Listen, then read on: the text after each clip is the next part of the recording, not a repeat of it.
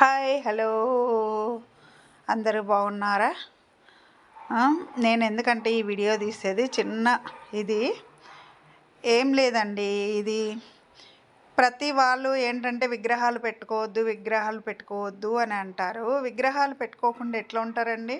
విగ్రహాలు పెట్టుకోవచ్చు, ఎందుకంటే పిడికిడికి మించి పెట్టకూడదన్న సంగతి నాకు తెలుసు. మా ఇంటికి వచ్చి చూసిన వాళ్ళల్లా విగ్రహాలు పెట్టకూడదు అంటారు. ఇదైతే మాది ఎల్లమ్మకుండ. అది మా తెలంగాణలో చాలామందికి ఉంటుంది. ఎందుకంటే మేము ఎల్లమ్మని నిలుపుకుంటాం. మాది బాపనింటి ఎల్లమ్మ అన్నమాట. అందుకనే మా పూజలో కంపల్సరీ ఉంటుంది. అది అమ్మవారు మాత్రం సత్యంగల తల్లి అనమాట. ఏదైనా కానీ కష్టాలు నష్టాలు అంటే మన చేతుల్లో చేసుకుంటాం కాబట్టి కష్టాలు నష్టాలు ఉంటాయి. మళ్ళీ ఇంకొకటి కూడా అంటున్నారు ఈ మధ్య, అన్ని పటాలు పెట్టకూడదు, ఒకటే పటం పెట్టాలని. ఎవరు చెప్పారండి ఇవన్నీ? ఏ సిద్ధాంతి చెప్పాడు? ఏ గ్రంథంలో ఉన్నాయి? ఎందులో ఉన్నాయి?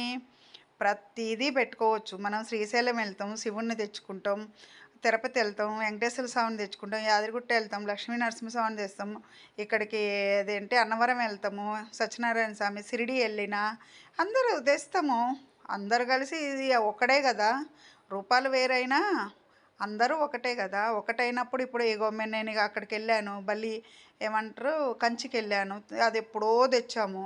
ఇది మా పాప శ్రీమంతానికి ఇచ్చింది. ఏమవుతుందండి, దేవుళ్ళు అందరు కలిపి ఒకటి